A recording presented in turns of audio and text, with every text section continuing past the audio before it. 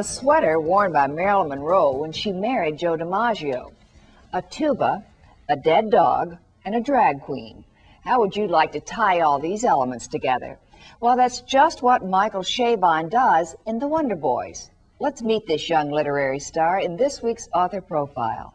I didn't really decide that I was going to be a writer, capital W, until I was about 12 or 13 years old. I was in the 8th grade, and I wrote a short story for my English teacher, Mrs. Good, about Sherlock Holmes meeting Captain Nemo and joining forces with him to fight Professor Moriarty, who had built an ironclad ship for himself. And that was so much fun to write. He also got an A+.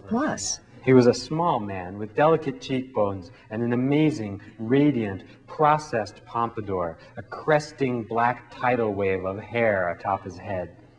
Many of the great hairdos of bygone eras, I'd found, survive to this day in isolated pockets of Pittsburgh. It's not just fans attending readings who are heaping praise on Michael Chabon. It all started with his first book, The Mysteries of Pittsburgh, published when he was 24.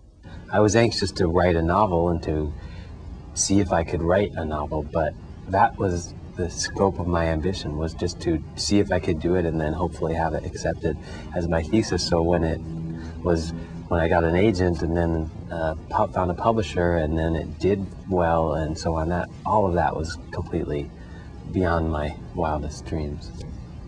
That was 1988, and the second novel didn't come easily. 5 years later, Chabon dumped a 700-page manuscript and started all over again. The renewed effort resulted in The Wonder Boys, and it looks like Chabon is a Wonder Boy himself. The New York Times, this was one literary festival I hated to see end. Publishers Weekly, a feast for lovers of writers and books. And the Washington Post calls Chabon the young star of American letters. And what's The Wonder Boys about? It's a story of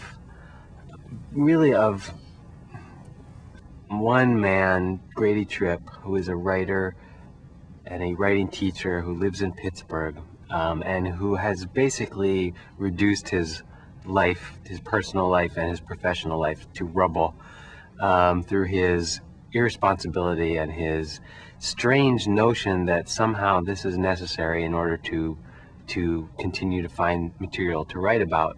And there's Grady's editor, writing student, wife, mistress, and all their adventures. He's a boxer, I said. Flyweight. He's a jockey, said Crabtree. His name's Curtis Hardapple. Not Curtis, I said. Vernon, then. Vernon Hardapple. The scars are from a horse's hooves. He fell during a race and got trampled. Poor old Vernon Hardapple, Crabtree said, sorrowfully shaking his head. He smiled. They always come out sounding so unlucky. I'm trying to bring pleasure to readers. The pleasure that I get when I read the writers that I love. The deep, I don't mean just entertainment, I mean a kind of deep sense of pleasure that suffuses your whole body while you're reading and makes you shut out everything around you completely, and you don't hear what people are saying to you, and the phone might ring and you wouldn't hear it, and when you're done with the book, you wish that it was 150 pages longer, and you think about it afterwards. After you put it down, you keep finding yourself thinking about the characters, or maybe when you're going through the world, the things that you're seeing and the things you're doing are still being narrated to you in the voice of the narrator of the book that you just put down. That kind of pleasure, if I could even begin to approach that with my writing and to make readers feel even remotely like that, I would be very, very satisfied. Michael Chabon is currently working on a couple of film projects, getting ready to start his next novel, and taking care of his new baby girl while his wife goes back to work.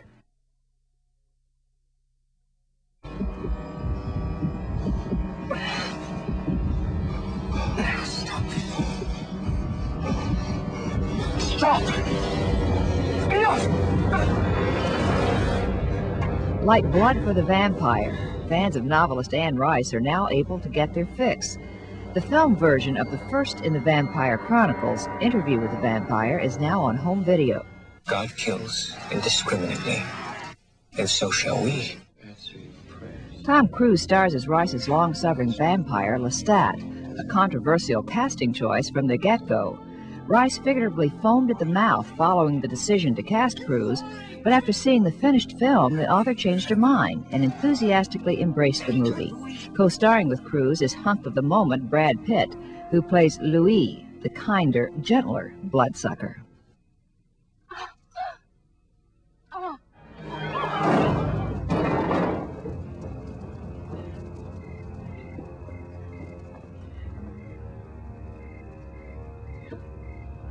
Hear me now. This place is cursed, damned, and yes, your master is the devil. Get out while you can. You are all free men. You hear me? Run! The home video version of Vampire should be enough to tide Anne Rice fans over until her next book comes out in late July. The highly anticipated Memnoch, the Devil, is the 5th book in the best-selling Vampire Chronicles, and like Lestat, is expected to fly off store shelves as soon as it arrives.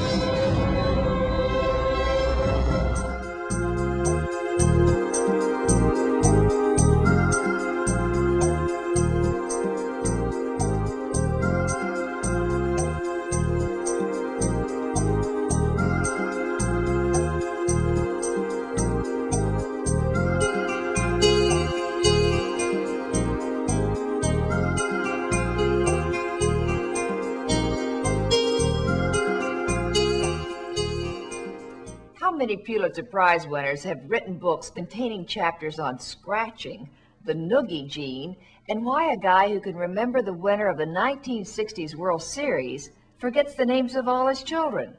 Who else but Dave Barry? His latest book is The Complete Guide to Guys. I was on a Letterman show to set fire to a pair of underpants with a Barbie doll. True story. Dave, what is the concept behind Guide to Guys?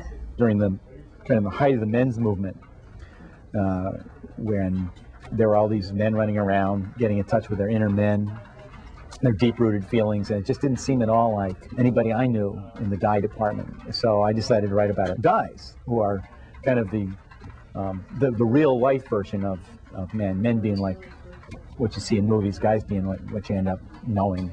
There's one. Okay, can you toss that up here? Can your name, sir, is what? Ron, it's none of our business why you're carrying a Barbie doll. Okay? How'd you do your research on it? I didn't. I'm a guy, and I've always been a guy all my entire life. You guys are jerks. Is that your feeling, Barbara? Yeah, you got it all very accurate. I think if I'd done any research, there would be a chance that some kind of like serious intent would creep into the book, and then it wouldn't really be a guy book anymore. It would be dangerously close to useful. If you spray hairspray on the underpants and then spark Barbie across there, the underpants will burst dramatically into flame, at which point, if you're me, your neighbors will see the fire, and they'll come trotting over, and if you think it's easy to explain why, you're squatting in your driveway over a set of burning underpants, holding a Barbie doll in your hand. Well, as Barbie would say, I'd love to go to the movies with Miss later. Talk about guys in medical care. Guys really don't like medical care because they know that if they get themselves in a medical treatment situation, at some point the doctor is going to want to check out their prostate. I feel that the medical field should devote all of its resources to coming up with a way to genetically relocate the prostate so that doctors can get to it some way other than the way they're doing now. It should be possibly even like a separate part of your body altogether. You could bring your prostate in a box. One of the big differences between guys and women is that women think an enormous amount about relationships, and guys are very rarely even aware that they're in them.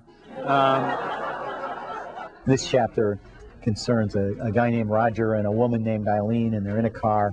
And then one evening when they're driving home, a thought occurs to Elaine. And without really thinking, she says it aloud. Do you realize that as of tonight, we've been seeing each other for exactly 6 months? And then there's a silence in the car. This sets up this elaborate train of thought in her mind, typical woman train of thought about, you know, what does that mean, and are they committed to each other, and does she want to be committed, and does he want to be committed, and how do they feel about this, and does he feel too trapped, and does she feel too trapped, and she's completely wrapped up in it the way women do, and the guy's thinking, gosh, 6 months, I'm way overdue for an oil change here. Hi, how are you? I'm doing fine. I was going to ask you if guys come to book signings. They do. They usually don't buy books. They come to book signings because sometimes there's food. Well, isn't it somewhat out of character for a guy to write a book? No. I mean, guys frequently do things that kind of simulate actual human behavior. But I mean, I want to, you know, in my defense, it's not a very good book or thorough book or introspective book. Let's not be calling me names here. Yes, I wrote a book. I admit that. Okay, but it's not an important book. Okay, so it is for sale.